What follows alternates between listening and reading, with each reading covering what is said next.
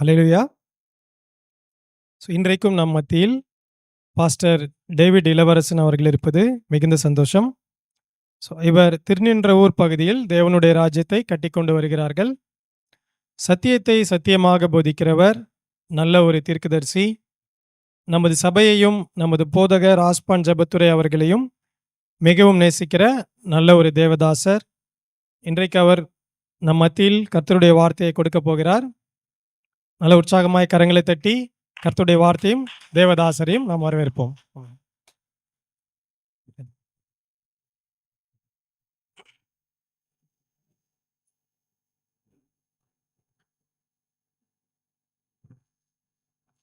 Praise the Lord. Praise the Lord. Praise the Lord. Hallelujah. நல்ல கரங்களை உயர்த்தி ஒரு இல்லையா சொல்லுங்களேன். நல்ல சத்தமா ஒரு இல்லையா சொல்லுங்க. பக்கத்தில் கையை பிடிச்சி கேளுங்க. சந்தோஷமா இருக்கிறீங்களா? நல்லா இருக்கிறீங்களா? ரொம்ப அழகா இருக்கீங்க. சொல்லுங்க, ரொம்ப அழகா இருக்கீங்க. ஆமென்.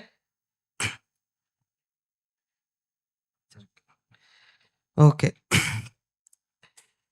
இந்த ஸ்லாக்கியத்தை கொடுத்த என் தேவாதி தேவனுக்கு நான் நன்றி செலுத்துகிறேன். என்னை அன்போடு அழைத்த பாஸ்டர் ஆஸ்பான் ஜெபதுரை ஐயா அவர்களுக்காக நன்றி செலுத்துகிறேன். கர்த்தர் அவர்களையும் அவருடைய ஊழியத்தையும் கர்த்தர் ஆசீர்வதிப்பாராக. ஆமேன். நல்ல உற்சாகமா ஒரு ஆமேன் சொல்லுங்களேன். கண்களை மூடி தலைகளை தாழ்த்தி தேவாதி தேவனை நோக்கி பார்க்கலாம். பரிசுத்த ஆவியானவர் நம்மோடு கூட பேசும்படியா. பரிசுத்த பிதாவே, எங்களோடு கூட நீர் பேசும். நாங்கள் கேட்க ஆயத்தமா இருக்கிறோம். அடியானை மறைத்து நீர் வெளிப்படும். பேசுகிறது நீங்கள் அல்ல, பிதாவின் ஆவியானவரே உங்களிலிருந்து வெளிப்படுவார் என்று சொன்னீங்களே. என்னை மறைத்து நீர் பேசும். உடைய கரத்தில் ஒப்பு கொடுக்கிறேன். இயேசுவின் மூலம் ஜெபிக்கிறேன். ஜெபம் கேளும் எங்கள் ஜீவனுள்ள நல்ல பிதாவே. ஆமேன், ஆமேன். எத்தனை பேருக்கு சந்தோஷம் இந்த வாலிபர் கூடுகையில் வந்ததுக்கு? எத்தனை பேருக்கு சந்தோஷம்? ஸோ பக்கத்தில் கையை பிடிச்சி கேளுங்க. பக்கத்தில் யாராவது கையை பிடிங்களா? பசிக்குதான்னு கேளுங்க. கேளுங்க, பசிக்குதா? நீங்க சொல்லுங்க, பொய் சொல்லாம சொல்லுங்கன்னு சொல்லுங்க. பசிக்குதா? இன்னொரு வார்த்தை சொல்லிடுங்க. இன்னொரு வார்த்தை. கையை பிடிங்க. பசி இருந்தா நீயாவே. உங்களுக்கு தெரியுமே ஸ்னீக்கர்ஸ். பசி இருந்தா நீயாவே. ஸோ மறுபடியும் கேளுங்க, பசிக்குதா? கவனிங்க. சில நேரத்தில் நம்முடைய சரீரத்தில் பசி எடுக்கும் பொழுது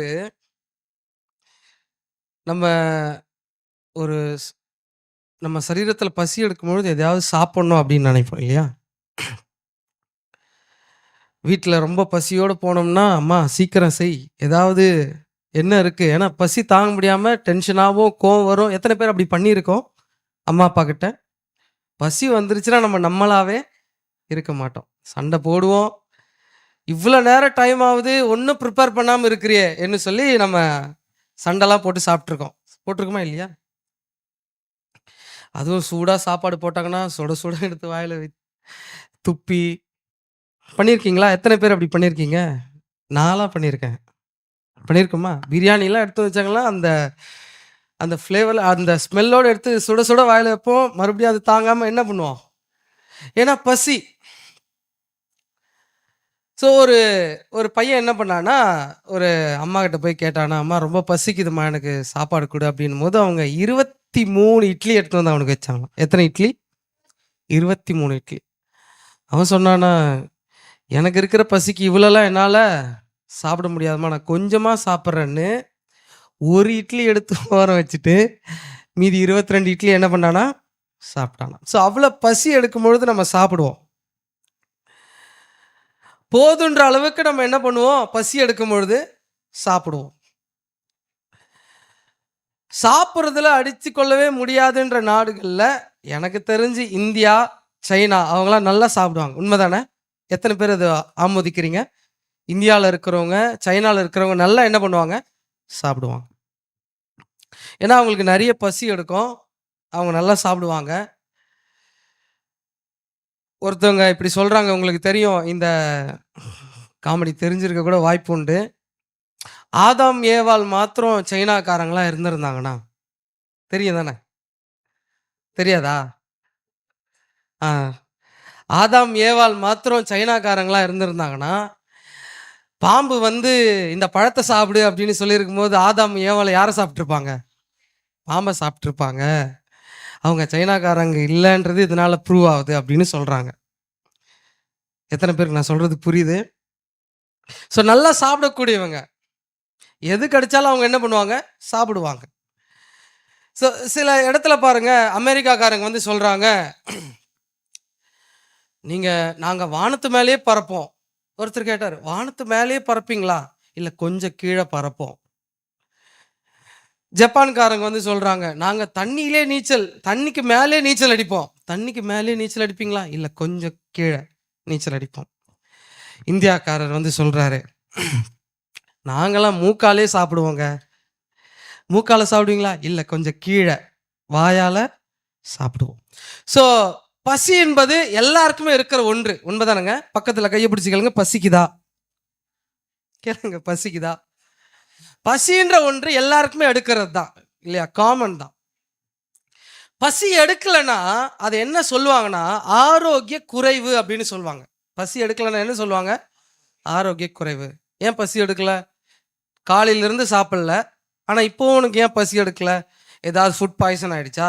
ஏதாவது ஒத்துக்கலையா? அப்படின்னு நம்ம கேட்க ஆரம்பிப்பாங்க. அப்படிதான் என்ன பண்ணியிருக்காங்க, ஒரு அம்மா பிள்ளையை கூப்பிட்டுக்கிட்டு, டாக்டர், என் பிள்ளை காலிலேருந்து சாப்பிடவே இல்லை, மாத்திரையை மாற்றி மாற்றி கொடுத்துட்டேன், ஏதோ செஞ்சு பார்க்குறேன், ஆனால் என் பிள்ளை சாப்பிடவே மாட்டேன்றா பாஸ்டர், சார் டாக்டர் அப்படின்னு சொல்லும்போது டாக்டர் சொன்னாராம், சமையலை மாற்றினியாமா, சமைக்கிற முறையை மாற்றினியா அப்படின்னு கேட்டால் அது கேன்சர் இல்லை. பக்கத்தில் கைப்பிடி சொல்லுங்கள், சமைக்கிற முறையை மாற்றினீங்கன்னா சாப்பிட்றவங்க நல்லா சாப்பிடுவாங்க.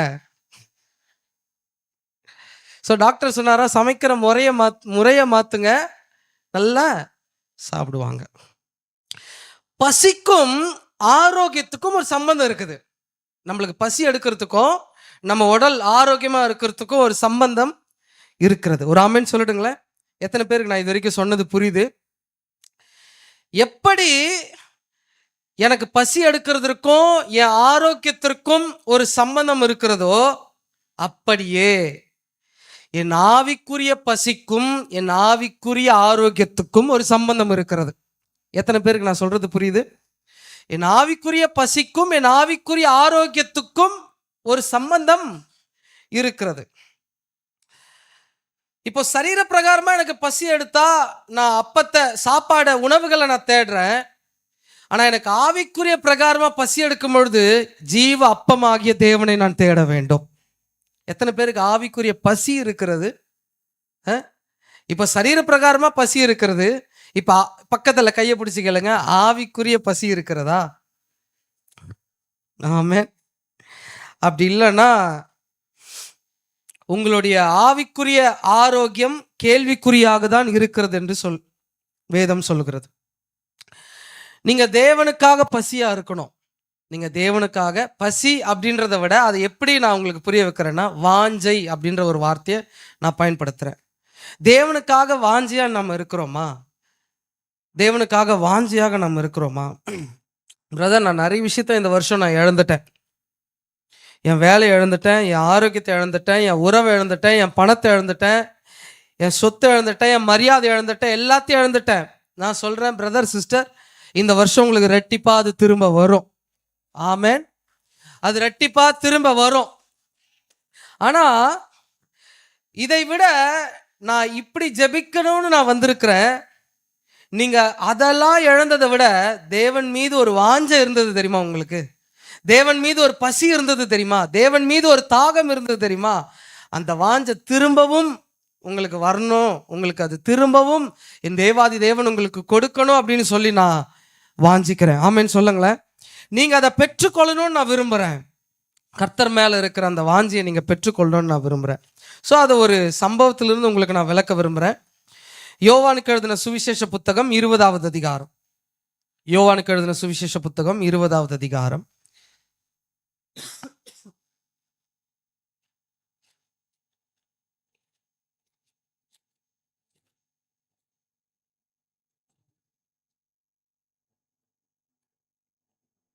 1 நானே வாசிக்கிறேன். திருப்பிட்டீங்களா?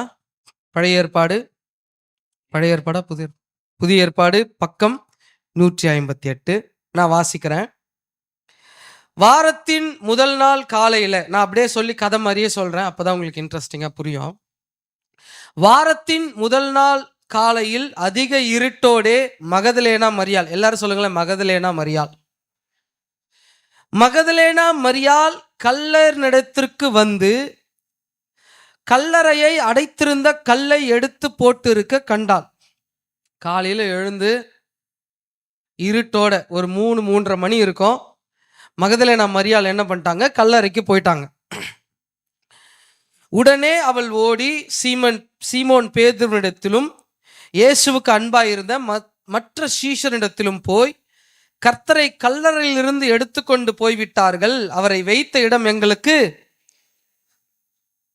மற்ற சீஷன்னா அவர் பேர் யோவான். அவர் பேர் அவரே எழுதி கொள்ள மாட்டாரு. மற்ற சீஷன்றது யோவான் தான். எங்களுக்கு தெரியவில்லை என்றால் 3ஆம் வசனம். அப்பொழுது பேதுருவும் மற்ற சீஷனும், அந்த மற்ற சீஷன்ன்றது யாருங்க? யோவான் தான். அப்பொழுது பேதுருவும் மற்ற சீஷனும் கல்லறையினிடத்திற்கு போகும்படி புறப்பட்டு இருவரும் ஒருமித்து என்ன பண்ணாங்களா? ஓடினார்கள். இப்போ 1 2 3 அப்படின்னு சொல்லி ஓடுறாங்க. அது 4ஆம் வசனம் சொல்லுகிறது, பேதுருவை பார்க்கிலும் மற்ற சீஷன் துரிதமாய், அந்த மற்ற சீஷன் யாருங்க? யோவான். பேதுருவை பார்க்கிலும் மற்ற சீஷன் துரிதமாய் ஓடி முந்தி கல்லறையினிடத்தில் வந்து. ஆமென் சொல்லுங்களேன். யார் முன்னாடி ஃபர்ஸ்ட் போய் நின்னுட்டா? யார் ஃபர்ஸ்ட் போய் நின்னுட்டா?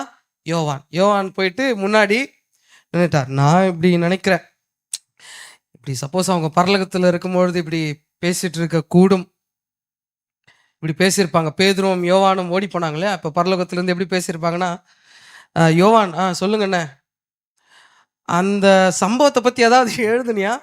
எந்த சம்பவம்? நம்ம 2 பேரும் ஓடணுமே, அதிகாலையில் எழுந்து ஓடும்பொழுது நீ கூட என்ன ரன்னிங் ரேஸில் ஃபஸ்ட்டாக என்னை போய் வின் பண்ணி, அதை பற்றி எழுதுனியா அப்படின்னு பேதுரு கேட்டிருக்க கூடுமா இல்லையா? கேட்டிருக்கலாம்.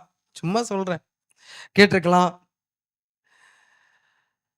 உன்னை யார் எழுத சொன்னது? இல்லை, ஆவியானவர் தான் அப்படி எழுத சொல்லிட்டாரு. சரி ஓகே அப்படின்னு சொல்லி விட்டுருக்கலாம். சும்மா ஒரு பேச்சுக்கு சொல்கிறேன். இப்போ 5ஆம் வசனம் பாருங்க. அதற்குள்ளே குனிந்து பார்த்து சீலைகள் கிடக்கிறதை கண்டான், ஆனாலும் அவள் உள்ளே போகவில்லை. சீமோன் பேதுரு அவனுக்கு பின்னே வந்து கல்லறைக்குள்ளே பிரவேசித்து சீலைகள் கிடக்கிறதையும் அவனுடைய தலையில் சுற்றிருந்த சீலை மற்ற சீலைகளுடனே வைத்திராமல் தனியே ஒரு இடத்தில் சுருட்டி வைத்திருக்கிறதையும் கண்டான். முந்தி கல்லறையிடத்திற்கு வந்த மற்ற சீஷனும் அப்பொழுது உள்ளே பிரவேசித்து கண்டு விசுவாசித்தான். அவர் மரித்தோரிலிருந்து எழுந்திருக்க வேண்டும் என்கிற வேத வாக்கியத்தை அவர்கள் இன்னும். பின்பு அந்த சீஷர்கள் தங்களுடைய இடத்திற்கு திரும்பி போனார்கள். மரியாள் கல்லறையின் அருகே வெளியே நின்று அழுது கொண்டிருந்தால், அப்படியே அழுது கொண்டிருக்கையில், போதும், ஒரு ஆமென் சொல்லுங்களேன். இல்லை, இன்னும் 2 வசனத்தை மட்டும் வாசிக்கலாமே. அழுது கொண்டிருக்கையில் அவள் குனிந்து கல்லறைக்குள்ளே பார்த்து, அதை அப்படியே பாருங்க, உங்க பைபிளை பாருங்க.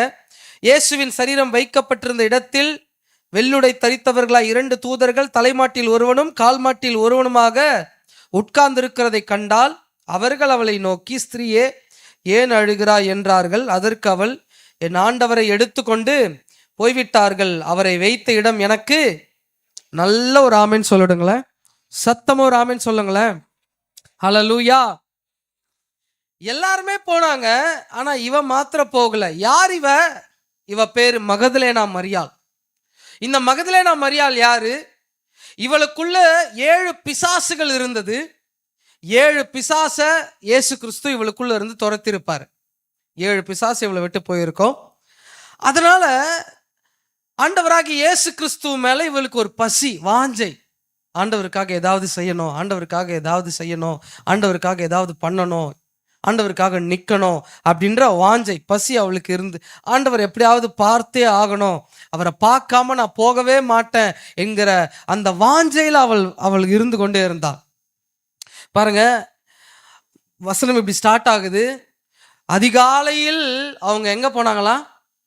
எங்க போனாங்களா? கல்லறைக்கு போனாங்களா? அதிகாலையில எங்க போனாங்க? கல்லறைக்கு போனாங்க. சில நேரத்துல பகல்லே நம்ம கல்லறைக்கு போக யோசிப்போம். உண்மைதானங்க? எத்தனை பேர் கல்லறை சைடுலாம் போயிட்டு வருவீங்க அடிக்கடி? யாரும் போக மாட்டோம். பகல்லே போறதுக்கு நம்ம என்ன பண்ணுவோம்? யோசிப்போம். அப்படியே நம்ம அந்த சைடு போக வேண்டியதா இருந்ததுன்னா, படிக்காத வசனங்கள் கூட அப்பெல்லாம் ஞாபகம் வரும். கல்லறை சைடு போயிட்டா பார்த்துருக்கீங்களா? கல்லறை சைடு நம்ம போயிட்டோம்னா, படிக்காத வசனங்கள் கூட அந்த டைம் என்ன பண்ணோம்? ஞாபகம் வந்துரும். ஆண்டவரே, கர்த்தர் என் மேய்ப்பரா இருக்கிறீர், நான் தாட்சி அடியேன். என் சத்துருக்களுக்கு முன்பதாக இயேசுவின் ரத்தம் ஜெயம். எங்க? கல்லறை சைடு போகும்போது எத்தனை பேர் அப்படி பண்ணியிருக்கோம்? இயேசுவின் ரத்தம் ஜெயம். இயேசுவின் ரத்தம் ஜெயம் அங்கே தான் யூஸ் பண்ணுவோமே. அந்த மாதிரி இடத்துல தான் நம்ம என்ன பண்ணுவோம்? இயேசுவின் ரத்தம் ஜெயம். அப்போ நம்ம டோன் மாறும், நம்ம தோரணம் மாறும், நல்லா பேசிட்டு இருப்போம். இயேசுவின் ரத்தம் ஜெயம் அப்படின்னுவோம். வராத நான் மரண இருளின் பள்ளத்தாக்கில் நடந்தாலும் பொல்லாப்புக்கு பயப்படேன், தேவரீர் நீர் என்னோடு கூட இருக்கிறீன்னு ஒரு அந்நிய பாஷை வேற பேசுவோம். எத்தனை பேர் அப்படி? உண்மைதானங்க? கல்லறை சைடு போகணும் அப்படின்னு நினைச்சாவே வசனங்கள்லாம் ஞாபகம் வரும், இயேசுவின் ரத்தம் அங்கே ஞாபகம் வரும். ஆவியானவர் வந்து இறங்குங்க ஆண்டவரே, எனக்கு முன்னாடி வாங்கப்பா அப்படின்னு கூப்பிட ஆரம்பிப்போம். ஆவியானவரே திரும்பி பார், இவங்க உண்மையான ஆளா இவங்க அப்படின்னு அந்த அளவுக்கு நம்ம அந்த கல்லறை சைடு போகும்போது சாங்லாம் பாடுவோம். பயப்பட மாட்டேன், நான் பயப்பட மாட்டேன், இயேசு என்னோடு இருப்பதனால், இயேசு என்னோடு. இப்படிதான் ஒருத்தர் பாடிட்டே போயிட்டு குழியில விழுந்துட்டாரு. கல்லறை சைடு பாடிட்டே போயிட்டு ஒரு குழியில விழுந்துட்டார். குழியில விழுந்த உடனே அந்நிய பாஷை பேச ஆரம்பிக்கிறாரு. என்னை யாராவது காப்பாத்துங்க அப்படின்னு சொல்லி கத்துறாரு. ஆண்டவரே என்னை அவர் ஜம்ப் பண்றாரு. அந்த குழியிலிருந்து அவரால் மேலே வர முடியல. ஜபிக்கிறார், ஆண்டவரே என்னை இந்த குழியிலிருந்து காப்பாத்துங்க, உளையான சேற்றிலிருந்து என்னை தூக்கி எடுத்த தெய்வமே, கண்மலையின் மேல் என் கால்களை நிறுத்தின தெய்வமே, இப்பொழுது இந்த குழியிலிருந்து என்னை காப்பாற்றுங்கப்பா அப்படின்னு சொல்லி வல்லமையான ஜபத்தை அந்த இடத்துல, இது வரைக்கும் ஏறெடுக்காத ஒரு ஜபத்தை கல்லறன் பள்ளத்துல விழுந்திருக்கும் பொழுது அவர் என்ன பண்றாரு? அப்படிப்பட்ட ஒரு ஜபத்தை ஏறெடுக்கிறார். அப்படி ஜபிச்சுட்டு இருக்கும் பொழுது பின்னாடி இருந்து ஒரு கரம், இப்போ ஃபீல் பண்ணுங்களேன், எப்படி உங்கள் பின்னாடி வந்து ஒரு யாராவது தொட்டா இப்படி இருக்கும். பின்னாடி இருந்து ஒரு அதே குழியில் பின்னாடி இருந்து ஒருத்தர் ஒரு கரம் வந்து அப்படி தொட்டு அப்படி தட்டிட்டு அந்த சவுண்டு மட்டும் அவர் கேட்குறாரு. தம்பி, நீ எவ்வளோ கஷ்டப்பட்டாலும் இந்த குழியை உன்னால் தாண்டவே முடியாதுப்பா அப்படின்னு சொன்ன அடுத்த செகண்ட் அவர் ஜம்ப் பண்ணிட்டாருங்க. அடுத்த செகண்ட் என்ன பண்ணாரு? அந்த பயத்துல என்ன பண்ணிட்டார்? அவர் அந்த குழியை விட்டு ஜம்ப் பண்ணி வெளியில் வந்துட்டார். ரீசன் என்னன்னா, ஆல்ரெடி அந்த சைடு குடிச்சிட்டு ஒருத்தர் போயிருக்காரு. குடிச்சிட்டு போயிட்டு அதே பள்ளத்தில் விழுந்து, சரி காலையில் பார்த்துக்கலாம், காலையில் யாராவது வந்து காப்பாற்றுவாங்கன்னு அந்த குழியில் விழுந்து படுத்துட்டு இருக்கிறார். அந்த டைம் பார்த்து தான் இவர் போய் கீழே என்ன பண்ணார்? விழுந்துட்டு இருக்கிறார். ஒரு ஆமீன் மட்டும் சொல்லிடுங்களேன். ஸோ கல்லறைனா எல்லாருக்கும் பயம்தான். ஆனால் இவங்க பாருங்க, காலையில் அதிகாலையில் இருட்டோட இந்த மகதலேனா மரியாள் கல்லறின் இடத்திற்கு போகிறாங்க. இவங்க ஆண்டவருடைய சரீரத்தையாவது பார்க்கணும், ஆண்டவருடைய சரீரத்தையாவது, அவருடைய ஜீவன் சிலுவையில் போயிடுச்சு, அவருடைய சரீரத்தையாவது நான் என்ன பண்ணோம்? பார்க்கணுன்ற அந்த பசி தாகம் அவங்களுக்கு, அந்த வாஞ்ச. இப்போ போகிறாங்க, கல்லறின் இடத்திற்கு போகிறாங்க, சரீரத்தை பார்க்கணுன்னு போகிறாங்க. போயிட்டு பார்த்தா கல்லறினுடைய அந்த கல்லறை எப்படி வச்சிருந்தாங்கன்னா, ஒரு பெரிய கல்லை போட்டு பூட்டு போட்டு சங்கிலிகளினால கட்டப்பட்டு அப்படிதான் வைத்திருந்தாங்க. ஆனா அந்த கல் புரட்டி போடப்பட்டிருக்கிறத அவங்க பார்த்தோன்னே ஒரே ஆச்சரியமாயிடுச்சு. என்ன இது, இவ்வளவு பெரிய கல்லை யார் தள்ளுனா? யார் இவ்வளவு பெரிய கல்லை தள்ளி வச்சிருப்பா அப்படின்னு சொல்லி ஒரே ஆச்சரியமாயிட்டு இவங்க என்ன பண்றாங்க, அதே 3:03 இருக்கும் அந்த மாதிரி டைம்ல பேதுருவும் யோவானும் இருக்கிற வீட்டுக்கு ஓடுறாங்க. அந்த அந்த வசனத்தை படிச்சோம்லையே, அதை தான் அப்படியே கதையா சொல்றேன். பேதுருவும் யோவானும் இருக்கிற வீட்டுக்கு ஓடுறாங்க. ஓடி போயிட்டு கதவை தட்டுறாங்க. என்ன, கதவை தரங்க. பேதுரு அண்ணன் கதவை தரங்க. யோவான் அண்ணன் கதவை தரங்க. யாராவது இந்த நேரத்தில் 3:30 மணிக்கு வந்து கதவை தட்டுறதுன்னு வந்து கதவை திறந்தா, நான் தானே மகதலேனா மரியாள் வந்திருக்கேன். என்ன சிஸ்டர் இந்த நேரத்தில் வந்திருக்கிறீங்க, என்ன பிரச்சனை உங்களுக்கு? நாங்களே பயத்தில் என்ன பண்ணிட்டு இருக்கோம்? உட்கார்ந்துருக்கிறோம். இயேசு கிறிஸ்துவ வேற சிலுவையில் அரைஞ்சிட்டாங்க. நாங்களே பயந்து போயிருக்கிறோம். ரோமர்கள்லாம் வந்து எப்போ எங்களை அரெஸ்ட் பண்ணுவாங்கன்னு தெரியாது. அப்போ பேதுரு சொல்றாரு, நான் வேற தெரியாதனமா கத்தி எடுத்து ஒருத்தனுடைய காதை என்ன பண்ணிட்டேன், தெரிஞ்சிருந்தா வெட்டி இருக்கவே மாட்டேன், காதை வேற வெட்டிட்டேன், என்ன பண்ண போறானுங்கன்னு எனக்கு தெரியல, நீ வேற இந்த ராத்திரி 3:30 மணிக்கு வந்து கதவை தட்டி ஏமா என்னை பயமுறுத்துற அப்படின்னு சொல்லி பேசிக்கிட்டே இருக்கிறாங்க. ஸோ இப்போ என்ன வேணும், எதுக்காக வந்திருக்கிற, ஏன் கதவை தட்டுன அப்படின்னு சொல்லி அவங்க கேட்குறாங்க.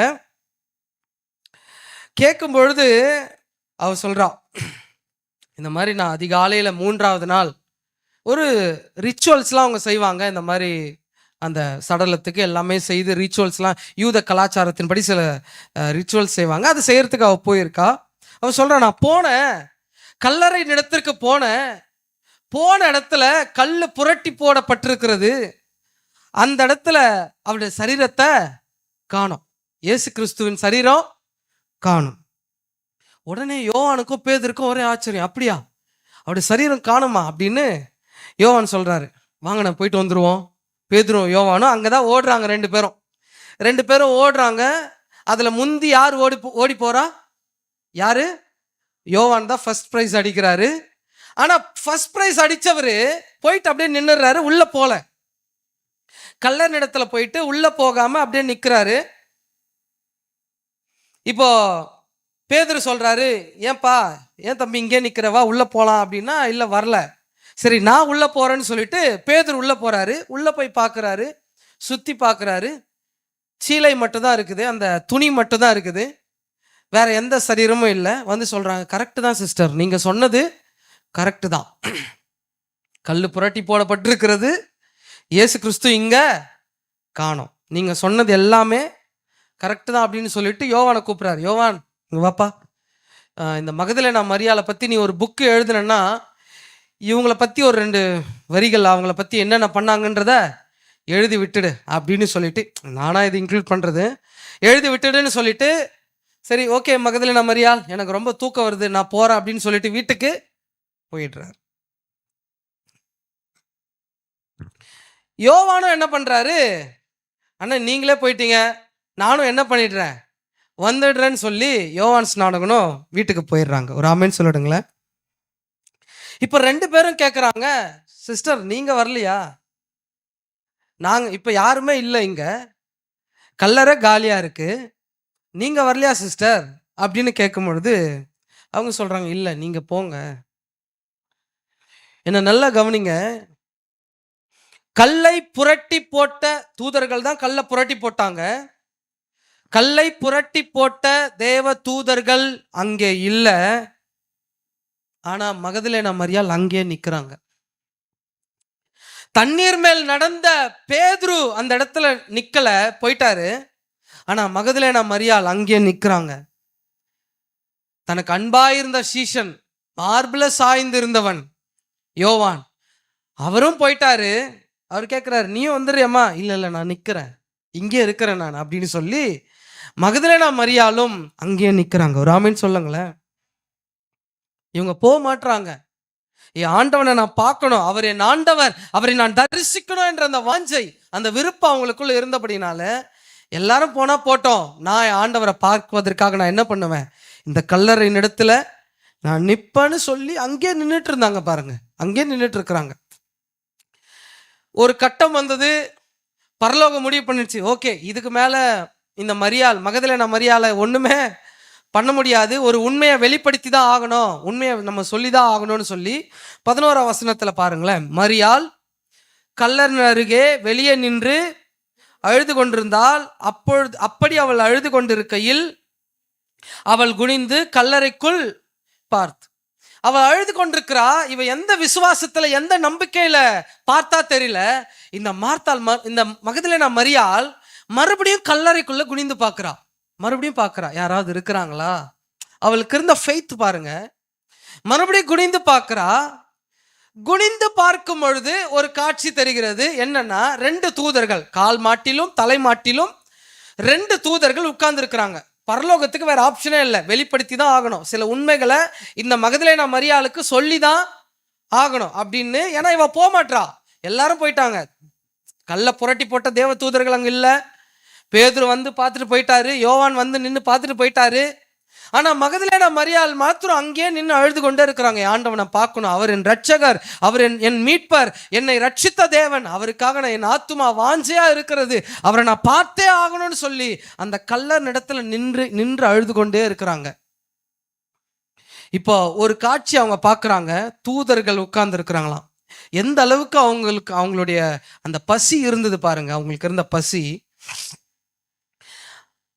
தூதர்களை 2 தூதர்களை பார்க்குறாங்க. நீங்களும் நானும் ஒரு வேளை தூதனை பார்த்துருந்தா என்ன பண்ணியிருப்போம் சொல்லுங்களேன்.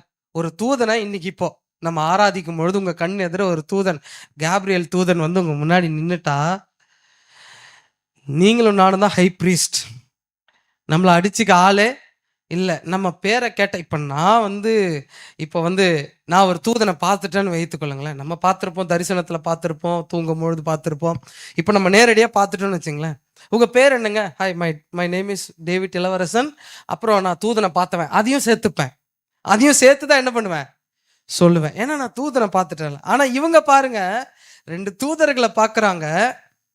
தூதர்களை பார்த்துட்டு மறுபடியும் அழுதுகினே இருக்கிறாங்க.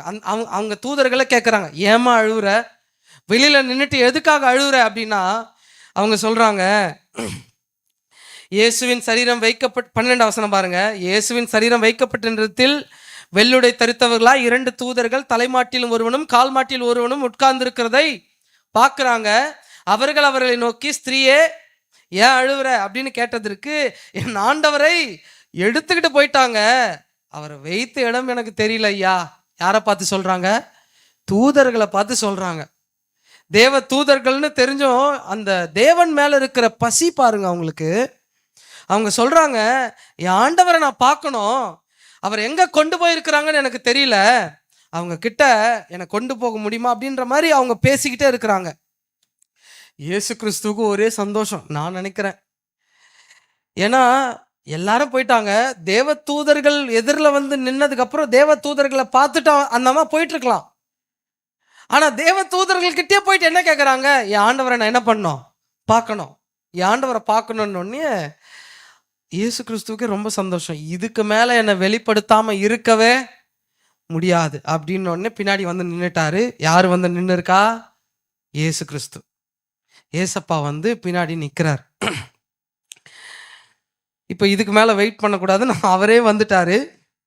வந்து அவரே கேட்குறாரு, ஸ்திரீயே, 15 வசனத்தை பாருங்க, 14 பாருங்க. இவைகளை சொல்லி பின்னாக திரும்பி இயேசு நிற்கிறதை, ஆனாலும் அவரை இயேசு என்று, இயேசு அவளை பார்த்து, ஸ்திரீயே ஏன் அழுகிறாய், வாசிங்களா எல்லாரும், யாரை தேடுகிறாய் என்றார். அவள் அவரை தோட்டக்காரர் என்று எண்ணி, ஐயா நீர் அவரை எடுத்து கொண்டு போனது உண்டானால் அவரை வைத்த இடத்தை எனக்கு சொல்லும், நான் போய் அவரை. யார்கிட்ட கேட்குறாங்க? யார்கிட்ட கேட்குறாங்க? அவர்கிட்டே கேட்குறாங்க. அவரை பார்க்க வந்துட்டு யார்கிட்டே கேட்குறாங்க, ஐயா ஆண்டவரே, அதாவது வெளிப்படுத்த சரி வேண்டான்னு நினைச்சவரு வந்து நிற்கிறாரு. நின்னதுக்கு அப்புறமும் அந்த அம்மா அவங்ககிட்டே அவர்கிட்டே போய் கேட்குறாங்க, ஐயா என் ஆண்டவரை பார்த்தீங்களா, அவரை யாராவது எடுத்துட்டு போனது உண்டானா அந்த வைத்த இடத்த எனக்கு சொல்லுங்க, நான் போய் என்ன பண்றேன், தூக்கிட்டு வந்துடுறேன் அப்படின்னு சொல்றாங்க. அவங்க எடுத்துட்டு வந்துடுறேன். இவங்க தூக்கிட்டு வந்துடுவாங்களான்னு பார்த்தா எனக்கு தெரியல. ஆனா அவங்க சொல்றாங்க, நான் தூக்கிட்டு வந்துடுறேன் அப்படின்னா, அந்த இயேசு கிறிஸ்துவின் சரீரத்தை சுமக்கிறத விட அவங்க மனசுல இருந்த அந்த பசியின் பாரம் அதிகம் நான் சொல்றேன். ஆமென். அவரை பார்க்கணும், அவரை நான் தரிசிக்கணும் அப்படின்ற அந்த பசியின் தாகம் இருந்தது பாத்தீங்களா, அந்த பாரம் அதை விட அதிகமாக இருந்தது. ஆமென் சொல்லுங்களேன். 16 வசனம் சொல்லுகிறது, இயேசு அவளை நோக்கி மரியாளே என்றால், அவள் திரும்பி பார்த்து ரபுனி என்றால், அதற்கு போதகரே என்று. 18 வசனத்தை வாசித்துருங்களேன். மகதலேனா மரியாள் போய் தான் கர்த்தரை கண்டதையும் அவள் தன்னுடனே சொன்னவைகளையும் சீஷருக்கு இப்போ பார்க்கணும்னு நினைச்சதை அவ பார்த்துட்டா. ஆமென் சொல்லிடுங்களேன். சத்தம் ஒரு ஆமென் சொல்லிடுங்களேன். நான் இப்படி விசுவாசிக்கிறேன், அந்த மரியாளுக்குள்ள இருந்த பசி, வாஞ்சை, தாகம் இன்றைக்கு உங்களுக்கும் எனக்கும் வேணும் பிரதர் சிஸ்டர். அந்த வாஞ்சை வேணும். ஆமென்.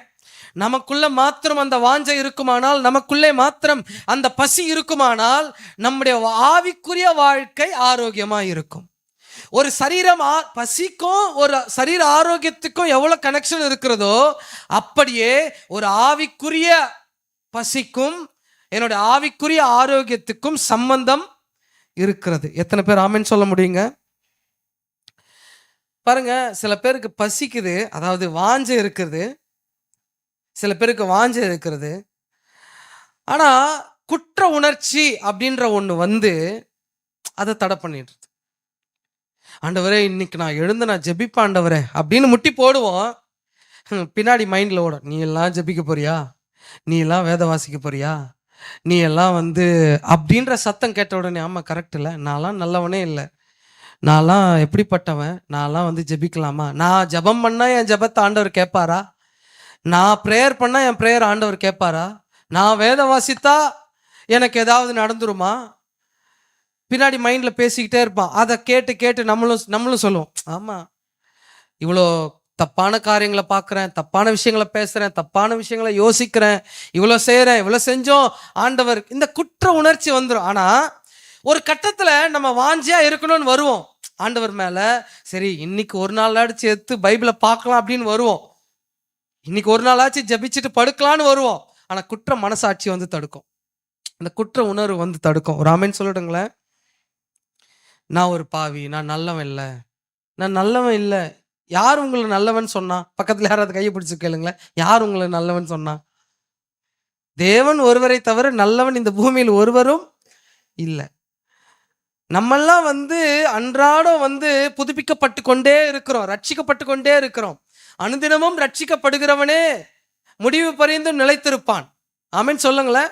ஒவ்வொரு நாளும் நாமளே சுத்திகரித்து கொண்டே, டெய்லியும் குளிக்கிறோம், டெய்லியும் ப்ரஷ் பண்றோம், அந்த மாதிரி டெய்லி சுத்திகரித்து கொண்டே இருக்கணும். டெய்லியும் நம்மளை க்ளீன் பண்ணிக்கிட்டே இருக்கணும். நம்முடைய ஆவிக்குரிய விஷயங்கள்ல நம்மளை க்ளீன் பண்ணிக்கிட்டே இருக்கணும். இன்னைக்கு இல்லைன்னா நாளைக்கு அப்படி கர்த்தர் நம்மை அப்படி பரிசுத்தப்படுத்தி கொண்டே இருக்கணும்னு விரும்புறாரு. ஆமென் சொல்லுங்களேன். அதனாலதான் ஆண்டவர் சொன்னார், பரிசுத்தமா இருக்கிறவன் இன்னும், நீதி செய்கிறவன் இன்னும், அநியாயம் செய்யறவங்க இன்னும் செய்யட்டும். ஆனா நீங்க பரிசுத்தமாகணும்னு நினைக்கிறீங்களா? பரிசுத்தமாயிட்டே போங்க. ஆமென் சொல்லுங்களேன். எப்பொழுதுமே உங்களுக்கு ஒரு பசி வரும்பொழுது குற்ற உணர்ச்சிக்கு நீங்க இடம் கொடுக்கவே கூடாது. நான்லாம் வந்து அப்படின்னு வந்துட்டீங்கன்னாவே அங்க நின்றோம், பசி நின்றோம், பசி வராது. அதாவது வாஞ்சை தான் பசின்னு சொல்றேன். தேவனுக்காக ஏதாவது செய்யணும்னு நீங்க விருப்பப்பட்டு வருவீங்க, தேவனுக்காக ஏதாவது செய்யணும்னு நீங்க ஸ்டார்ட் பண்ணணும்னு நினைப்பீங்க. அந்த பசி எடுக்கும் பொழுது பிசாசு குற்ற மனசாட்சி கொண்டு வந்து நிறுத்துவான் பாருங்க. அப்படி நிறுத்திட்டான்னா அந்த பசி உங்களை விட்டு போயிடும். அந்த பசி எடுக்காது அகைன் உங்களுக்கு. ஏன்னா உங்களுக்கு முன்னாடி நீங்க நல்லவங்க இல்லை அப்படின்ற அந்த பிக்சரா அவன் காண்பிச்சிருவான். ஆனா உங்களுக்கு தெரியணும், நீங்களும் நானும் நிற்பதும் நிர்மூலமாகாமல் இருப்பதும் உங்க தகுதியின் அடிப்படையில கர்த்தர் உங்களை ஆசீர்வதிக்கிறவர் அல்லவே. உங்க தகுதியை பார்த்து உங்களை தேடி வரவே, பக்கத்துல கையை பிடிச்சி சொல்லுங்க, உங்க தகுதியை பார்த்துலாம் அவர் தேடி வரலங்க, உங்களை பார்த்து தாங்க அவர் வந்தாரு. ஆமா, வேதம் சொல்லுது, நாம் பாவிகளா இருக்கையில் அவர் நம்மை தேடி வந்தார். நான் பாவியா இருக்கும் போது தான் என்னை தேடி வந்தார், அப்புறம் எங்க நான் நல்லவன்? ஆமென் சொல்லுங்களேன். ஒரு உதாரணம் சொல்றேன், ஒரே ஒரு பட்டணத்தை எடுத்து காட்டுறேன். நினிவே பட்டணம் எத்தனை பேருக்கு தெரியும்? நினிவே பட்டணம் பொல்லாத ஜனங்கள், நினிவே பட்டணத்தார். அந்த மாதிரி ஒரு ஜனங்களை நீங்க பார்க்கவே முடியாது. பல தீர்க்கதரிசிகளை கொண்டு போட்ட ஒரு பட்டணம் அது.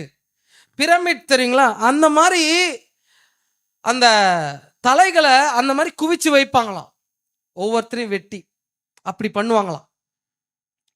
ஒரு தீர்க்கதரிசிகள்லாம் போனா நாக்கை வெட்டி உயிரோட தோலை உரிச்சு அந்த அப்படியே அவங்க தலையை வெட்டி அதை அவங்க குடும்பத்துக்கிட்ட டிராஃபி, அந்த கப்பு மாதிரி கொடுத்து அனுப்புவாங்களா, போ நீ அருவி, இந்த மாதிரி தான் அடுத்தவங்களுக்கும் அடுத்த தீர்க்கதரிசிக்கும் நடக்கும் அப்படின்றத அவங்க அப்படி அவ்வளோ மிருக குணமுள்ள ஜனம். ஆனா அந்த ஜனத்துக்காகவே பல தீர்க்கதரிசிகளை கர்த்தர் அனுப்பினார் என்று சொன்னார். அந்த ஜனத்துக்காகவே எத்தனையோ தீர்க்கதரிசி அனுப்பினாரு. இந்த யோனா தீர்க்கதரிசியையும் கர்த்தர் அனுப்பினார் என்றால், அப்படிப்பட்ட ஒரு ஜனத்துக்காகவே, ஒரு மனிதர்களுக்காகவே கர்த்தர் மனம் இறங்குவார்னா, உங்களுக்காகவும் எனக்காகவும் கர்த்தர் மனம் இறங்க மாட்டாரா? உங்க பாவத்தை என் பாவத்தை கர்த்தர் மன்னிக்க மாட்டாரா? நீங்க எவ்வளவு தூரம், அதனால தான் வேதம் சொல்கிறது, ரத்தத்தில் கிடந்த உன்னை பிழைத்திரு என்று சொன்னேன் என்று வேதம் சொல்கிறது. யாருமே வந்து தூக்க முடியாத இடத்துல ஆவியானவர் வந்து உங்களை தூக்கி எடுத்திருக்கிறாருங்க. யாருமே உங்களை தூக்கி நிறுத்தாத இடத்துல இன்னைக்கு கர்த்தர் உங்களை தூக்கி நிறுத்திருக்கிறாரு. அதனால நீங்க ஏதாவது ஒன்று செய்யணும், ஒரு வாஞ்சியா வேதம் வாசிக்கணும், ஒரு ஜெபிக்கணும், ஏதாவது ஒன்று பண்ணணும் ஆவியானவருக்காக, ஆண்டவருக்காக நினைச்சீங்கன்னா அந்த குற்ற மனசாட்சி, குற்ற உணர்வுக்கு நீங்க இடம் கொடுக்காதீங்க. ஆமென் சொல்லுங்களேன். ஸோ பக்கத்துல கையை பிடிச்சி சொல்லுங்க, என்கவுண்டரை விட, சந்திப்பை விட வாஞ்சை ரொம்ப ஆசீர்வாதமானது. நான் ஆண்டவரை சந்திக்கணும் அப்படின்றத விட, நான் பார்த்துட்டேன்ப்பா அப்படின்றத விட, அந்த பார்க்கணுன்ற வாஞ்சை இருக்கு தெரியுமா, அதுதான் மிகப்பெரிய ஆசீர்வாதமே. எத்தனை பேருக்கு நான் சொல்றது புரியுதுங்க? என்ன ப்ரோ இப்படி சொல்லிட்டீங்க? என்ன பிரதர், நான் எத்தனை நாளா அபிஷேகத்துக்காக காத்திருக்கிறேன், எத்தனை நாளா தேவனுடைய பிரசனத்துக்காக காத்திருந்தேன், எத்தனை நாளா ஜப ஆவிக்காக காத்திருந்துக்கிறேன், எத்தனை நாளா கனிகளுக்காக, வரங்களுக்காக, தரிசனத்துக்காக, வாக்குத்தத்தத்துக்காக காத்திருந்து நான் பெற்றிருக்கிறேன் தெரியுமா? எத்தனை நாள் அதுக்காக காத்திருந்திருக்கிறேன் தெரியுமா? பெற்றுக்கொண்டீங்களா? பெற்றுக்கொண்டோம் தானே? ஜபாபியை பெற்றுக்கொண்டோம், வாக்குத்தத்தத்தை பெற்றுக்கொண்டோம், தரிசனங்களை பெற்றுக்கொண்டோம், வரங்களை பெற்றுக்கொண்டோம், ஆவியின் வரங்களை பெற்றுக்கொண்டோம், அபிஷேகத்தை பெற்றுக்கொண்டோம், எல்லாமே பெற்றுக்கொண்டோம். ஆனால் அன்னைக்கு பெற்றுக்கொள்ளும் பொழுது இருந்த வாஞ்சை இன்னைக்கும் இருக்கிறதா? அன்னைக்கு எப்படி கேட்ட, ஆண்டவரே எப்படியாவது அந்த அபிஷேகத்தை என் மேல என்ன பண்ணுங்கப்பா, ஊற்றிடுங்கப்பா, அந்த ஆவியின் அபிஷேகத்தை என் மேல கொடுங்க ஆண்டவரே, உமக்காக நான் பயன்படணும்னு விரும்புறேன், உமக்காக. அந்த வாஞ்சை இருந்தது இல்ல, இன்னைக்கு இருக்காது. இன்னைக்கு இருக்கா? சர்ச்சில் வரோம், உட்காரோம், பிரசனத்தை அனுபவிக்கிறோம், பிரசனத்தில் மூழ்கிறோம், அவர் அபிஷேகத்தில் நிறையிறோம்.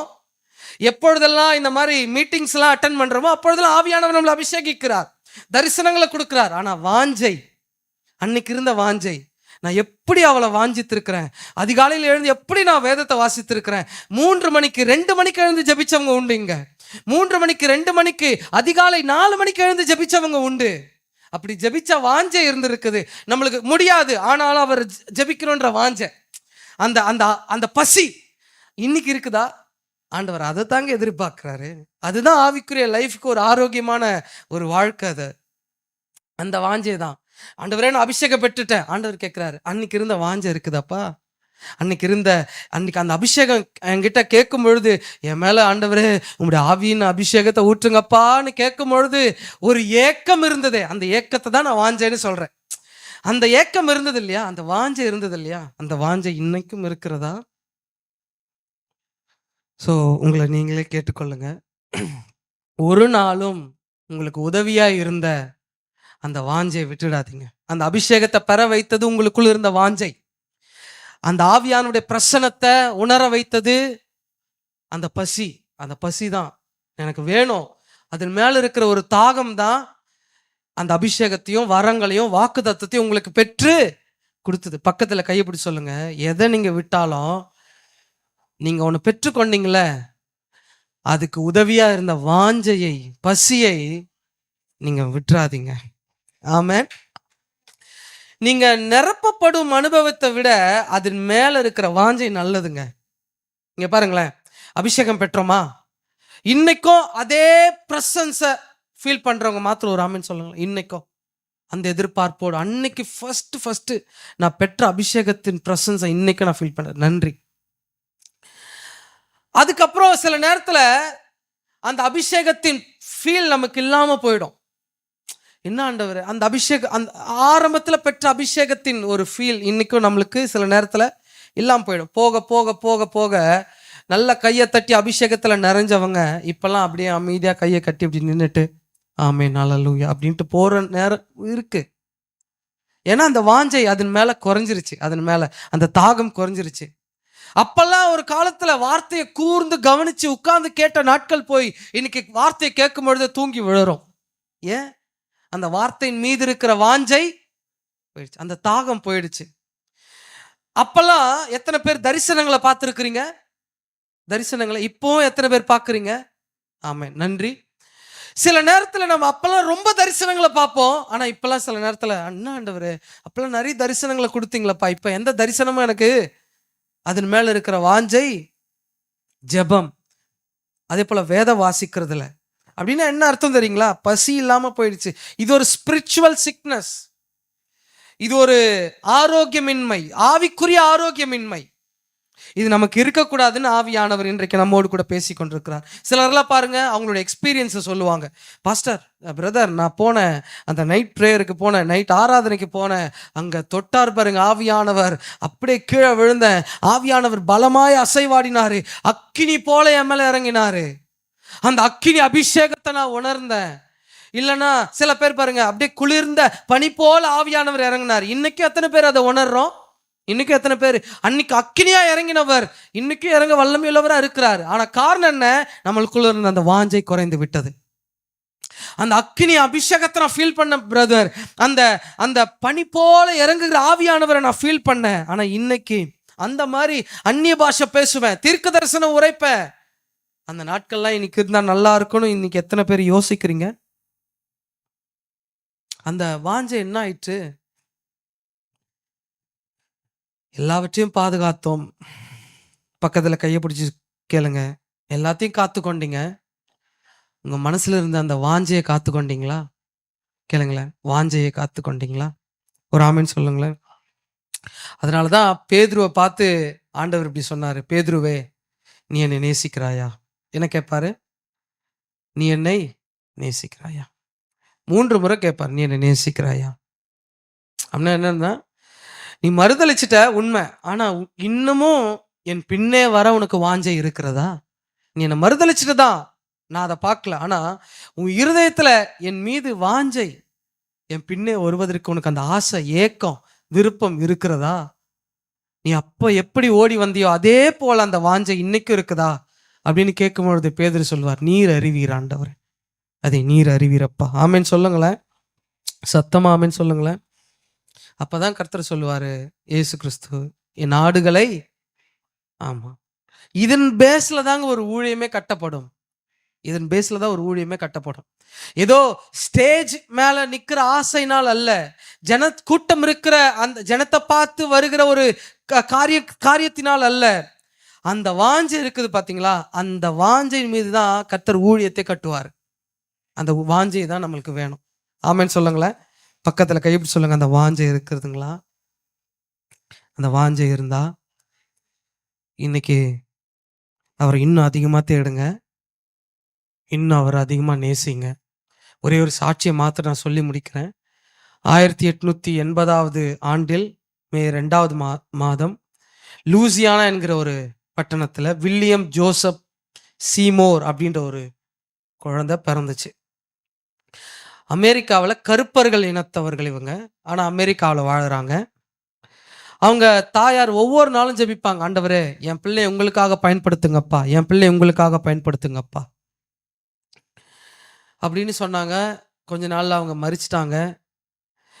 இவர் வாலிப வயசு வரும்பொழுது இவருக்கு சில பலவீனங்கள் வந்து ஒரு கண்ணு தெரியாம போயிடுச்சு. ஆனா அவர் கேட்டாரு, ஆண்டவரே எனக்கு ஒரு வாய்ப்பு கொடுங்க, எனக்கு ஒரு வாய்ப்பு இந்த உலகத்துல வாழ்வதற்கு கொடுத்தீங்கன்னா நான் வாழற ஒவ்வொரு நாளையும் உங்களுக்காக நான் பயன்படுத்துவேன், நான் வாழ்வதற்கு எனக்கு ஒரு வாய்ப்பு கொடுங்க ஆண்டவரே என்று சொல்லி அவங்க கேட்கும் பொழுது ஆண்டவர் அவருக்கு மறுபடியும் ஜீவனை கொடுத்தார். அவர் வாழ தொடங்கினார். அவருடைய வாஞ்சை என்ன தெரியுங்களா? அந்த மனுஷன் வில்லியம் அவருடைய வாஞ்சை என்ன தெரியுங்களா? ஆதி அப்போஸ்தல நாட்களிலே நடந்த அந்த அற்புத அடையாளங்கள் இன்றைக்கு நடக்கணும் ஆண்டவரே அப்படின்னு தான் அவர் விருப்பப்பட்டார். ஆமேன்னு சொல்லிடுங்களேன். ஒரு நாள் ஜெபிக்க ஆரம்பிக்கிறாரு, பிரசன்னத்தோடு ஜெபிக்க ஆரம்பிக்கிறாரு. அவர் மேல பரிசுத்த ஆவியானவர் இறங்குறாரு. இதே பிரசன்னத்தோடு போய் ப்ரேயர் மீட்டிங்லாம் அட்டென்ட் பண்றாரு. பல அற்புத அடையாளங்கள் நடக்குது. ஆனா ஒரு நாள் என்ன பண்றாங்க, நீங்க வராதிங்க, உங்களுக்கும் எனக்கும் சம்பந்தம் இல்ல, நீங்க கருப்பினத்தவங்க அப்படின்னு சொல்லி அவங்கள அவாய்ட் பண்ணிடுறாங்க. வெள்ளையர்களுக்கு மட்டும்தான் இதெல்லாம் அப்படின்னு சொல்லி அவங்கள தடுத்து நிறுத்திடுறாங்க. அதனால என்ன பண்றாரு, லாஸ் ஏஞ்சல் அப்படின்ற ஒரு இடத்துக்கு போயிட்டு ஒரு 5 பேரை வச்சு ஒரு கூட்டத்தை நடத்துறாரு, ப்ரீச் பண்றாரு. ஒரு நாள் கொஞ்சம் கொஞ்சமா அந்த கூட்டம் டெவலப் ஆகுது, நிரம்புறாங்க. ஒவ்வொரு நாளும் அந்த கூட்டம் மிகுதியாகி கொண்டே இருக்கிறது. முடிக்க போறேன். மிகுதியாகி கொண்டே இருக்கிறது. அப்போ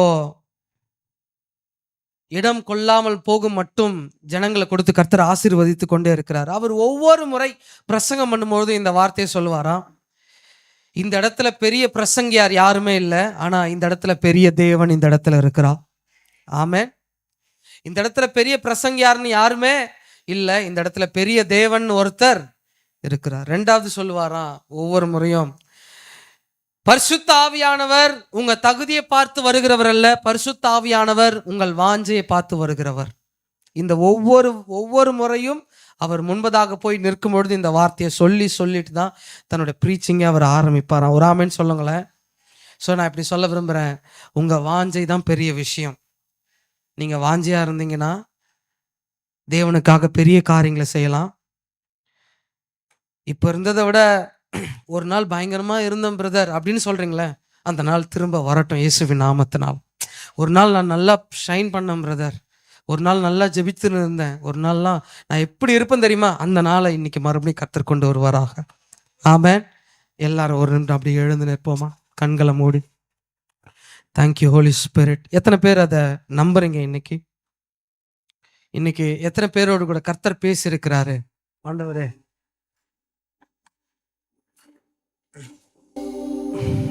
ஹல்லேலூயா, நன்றி ஆவியானவரே. இன்னும் அந்த வாஞ்சை இருக்கிறதா? இன்னும் அந்த தாகம் உங்களுக்குள்ள இருக்கிறதா? ஆண்டவருக்காக ஏதாவது செய்யணும், ஆண்டவருக்காக ஏதாவது இந்த மரியாதை போல, ஆண்டவரே உண்மை நாங்கள் பார்க்கணும்ப்பா, நான் மறுபடியும் என் தரிசனத்தை புதுப்பீங்க ஆண்டவரே, என் வாக்கு தத்தத்தை புதுப்பீங்கப்பா, என் ஜெப ஆவி எனக்கு புதுப்பீங்க ஆண்டவரே. கேளுங்களேன், என் ஜெப ஆவி எனக்கு புதுப்பீங்க டாடி, என் அபிஷேகத்தை எனக்கு புதுப்பீங்கப்பா, உங்களுடைய வல்லமை எனக்குள்ள புதுப்பீங்க ஆவியானவரே. ஹல்லேலூயா, நன்றி அப்பா. உந்தன் பிரசன்னத்தில் அமர்ந்திருந்து நீர் செய்யும் யுத்தம் காண்பே.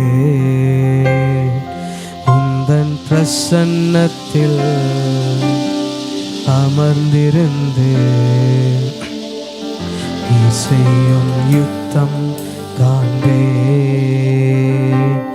என் பலத்தினால் ஒன்றுமாகாது, என் சுயத்தினால் ஒன்றும் நடக்காது.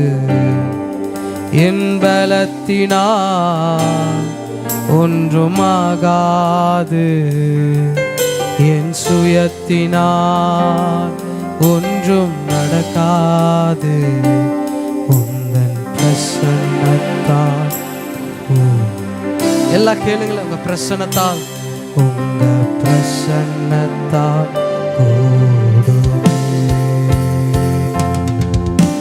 யெகோவா ஓசேனு என்னை மீண்டும் கட்டுகிறீர். யெகோவா சபையோ என்னை ஆளுகை செய்கிறீர். யெகோவா ஓசேனு என்னை மீண்டும் கட்டுகிறீர். யெகோவா சபையோ என்னை ஆளுகை செய்கிறீர். நீர் இல்லாமல்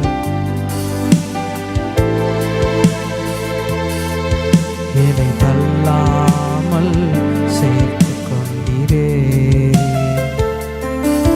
நீர் இல்லாமல்,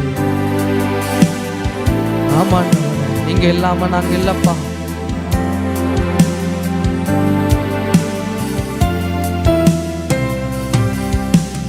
வல்லமைக்கு முன்பாய் ஒன்றும் நிற்பதில்லை, மகத்துவத்திற்கு முடிவு என்றும் இல்லை. வல்லமைக்கு முன்பாய் மகத்துவத்திற்கு முடிவு என்றும் இல்லை.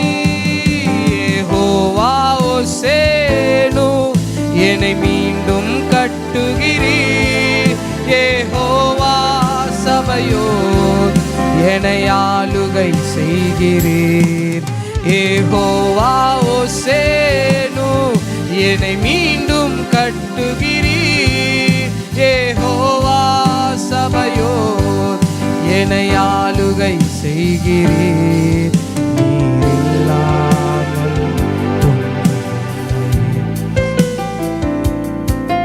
என்னை தள்ளாமல் சேர்த்து கொண்டீரே. நீர் இல்லாமல் ஒன்றுமில்லையே. என்னை தள்ளாமல் சேர்த்து கொண்டீரே.